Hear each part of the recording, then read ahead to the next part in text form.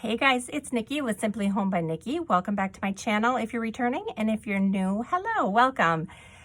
This is the third and final part of my Halloween loaded envelope series, and I have everything packaged up, as you can see here, and ready to go. So I thought I would go through everything that I included and kind of show you how I did the packaging on it. So let me take it, I'll take it out one by one.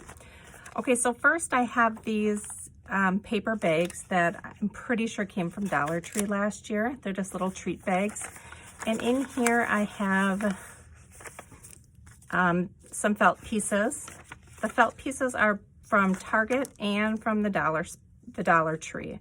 So the little Frankensteins were in the dollar spot at Target last year, and the pumpkins were from, or the pumpkins and ghosts and the bat were from Dollar Tree. So I just put those in this bag, and I'm actually going to seal that just with a little piece of washi.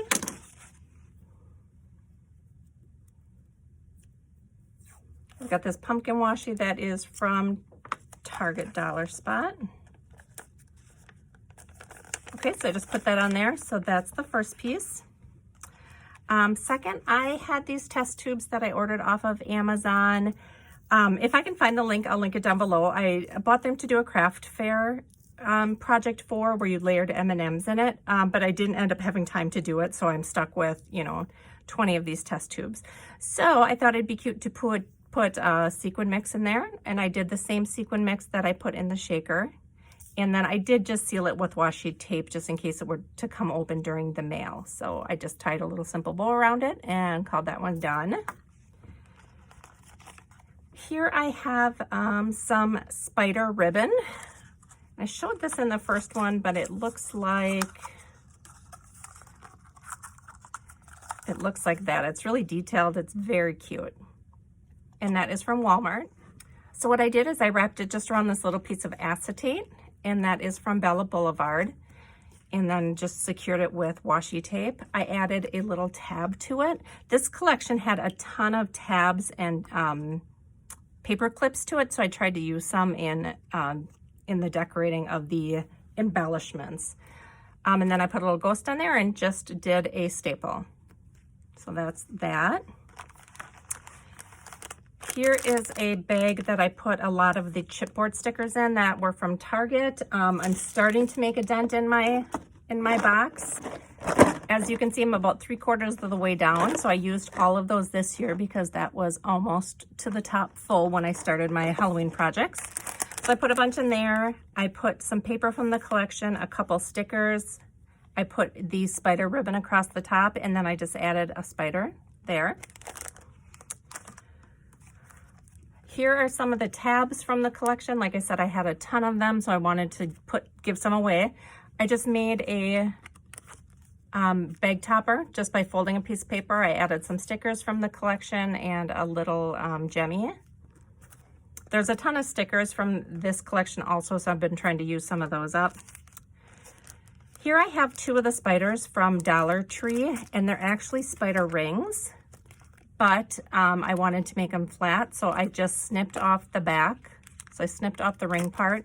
So again, just put a little piece of paper from the collection. I just cut the scallop using this, old scissors that I had, just a zigzag on it across there. Used another one of the tabs from the collection and one of the embellishment pieces there. So that. I had some of the spiders here. They're little spider paper clips, and those are from the Doodlebug collection. And this one, I just paper clipped these two little ephemera pieces on, so my recipient could use those if she wanted to, but just folded a piece of paper over. Again, used the scallop cut. Layered those on there with a paper clip, and that one is done. Then I have a couple fun things in here. So I included empty bag for her to use of the Boo, and then I have this pumpkin one also, so both of those. I have these cute napkins, and these are also from Target. And then I have a fall fun scavenger hunt. This is also from the Target Dollar Spot last year. So a lot of these things I'm just trying to use up in my collection. I have not been to Target yet this year to see what they have out, but I know that I'll be going this week. So if you are interested in seeing a haul, subscribe to my channel, hit the notification bell so you will be notified when I upload that video. But yeah, so I think I'll package these back up. If you haven't seen the envelope, I'll link part 1 and part 2 below. But I basically made this envelope into a shaker. You can see all the sequins floating around in there. I added the words Boo and Eek from the sticker collection. And then I've got a rosette, a layered rosette, one of the spiders here, some ephemera pieces, and some chipboard stickers on there. So when layering it up, what I want to do when I put this in is I'm going to add a little bit of shred to the bottom. And I'm doing that because not all of my pieces are long, and you want different heights to create interest in your envelopes. So I'm going to be able to tuck some of the longer pieces in the back and then set some of the shorter pieces on top of the shred to give it the height that I want, or the varying heights actually. So we'll start with the biggest piece or the tallest piece, and that's going to be the scavenger hunt. And I want the envelope to kind of stick up too, so I'm going to put that behind the shred, and the shred should help hold that. Then I've got the pumpkin bag and the Boo bag. So those are my large back pieces. Then I think I'll go with the tabs.